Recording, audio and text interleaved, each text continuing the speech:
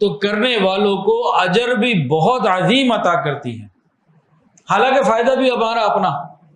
ایک آدمی غصے پہ کنٹرول کرنا سیکھ لے، اس میں اللہ کا کوئی فائدہ نہیں ہے.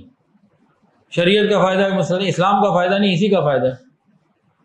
پرسکون زندگی گزارے گا، اسی کا فائدہ ہے. دوائیوں کے پیسے بھی بچیں گے، گھر کے اندر بھی محبت سے رہے گا. لیکن اس کے باوجود چونکہ ایک حکم دے دیا تو مزید بندے پر رحمت ہی رحمت ہے. اللہ تعالیٰ نے اس کے فوائد بھی بتائے، نبی علیہ السلام نے بھی بتائے. تو ہم 2-3 واقعات مختصر سن کے پھر اس کے فوائد کو تھوڑا سا سن لیتے ہیں اور بات مکمل کر لیتے ہیں.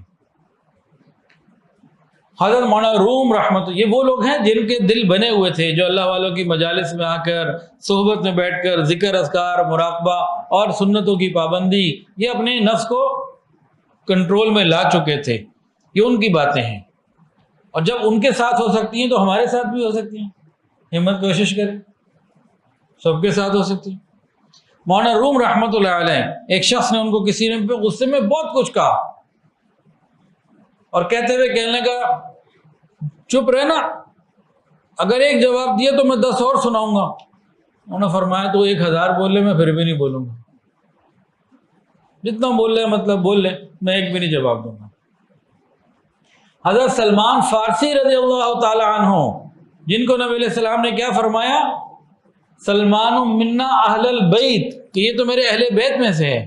اتنا بڑا مقام ان کو عطا ہوا. ایک مرتبہ کسی نے ان کو کہہ دیا بڑے سخت ہیں، اور بڑا کچھ بولنے لگا، بہت بولا. تو انہوں نے جواب میں جب ان کی ساری بات، اس کی ساری باتیں سن لی، تنقید وغیرہ، تو فرمایا کہ دیکھو بھائی، اگر قیامت کے دن اللہ تعالیٰ کی رحمت کی نظر میرے اوپر ہو گئی تو تیرا یا برا بھلا کہنا مجھے کچھ نقصان نہیں کرے. اور اگر قیامت کے دن اللہ کی رحمت کی نظر میرے پہ نہ ہوئی تو پھر تو بہت کم کہہ رہا ہے. جب تم نے کہا جو کچھ تم نے کہا تو پھر تو بہت تھوڑا ہے. کہاں تک سوچ جاتی ہے. مالک بن دینار رحمت اللہ علیہ کہیں جا رہے تھے تو ایک عورت گزری، دیکھتے کہ او ریاکار، تو فوراً کہنے لگے کہ بڑے عرصے بعد کسی نے مجھے صحیح پہچانا ہے. چپ ہو گئی، کچھ نہیں کہہ سکے.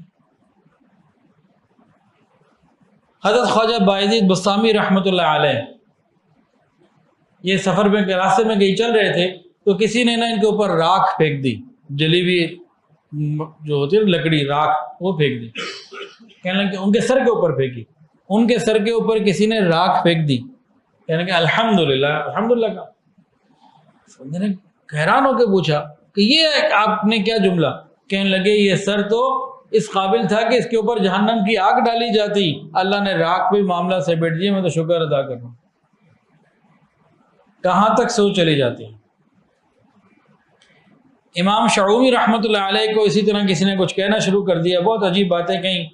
تو کہنے لگے اگر تو سچ کہہ رہے تو اللہ مجھے ہدایت دے، اللہ اگر تو جھوٹ بول رہے تو اللہ تجھے ہدایت دے. ڈرنا کیا، آگے بڑھے، اپنے کام سے بندہ کام رکھے. جب پازیٹیو تھنکنگ ہوتی ہے نا تو بہت ساری آسانیاں ہوتی ہیں. نبی علیہ الصلوۃ والسلام نے ارشاد فرمایا جو بندہ دوسروں کو جتنا جلدی معاف کرے گا قیامت کے دن اللہ تعالیٰ اس کو اتنا جلدی معاف کر دے. اب ہم کیا چاہتے ہیں، قیامت کے دن اللہ تعالیٰ ہمیں جلدی معاف کرے یا لمبا کوئی کھاتا کھولا جائے؟ جلدی معاف چاہتے ہیں نا، تو لوگوں کو جلدی معاف کرنا پڑے گا. عدلے کا بدلہ سیدھا سیدھا معاملہ ہے.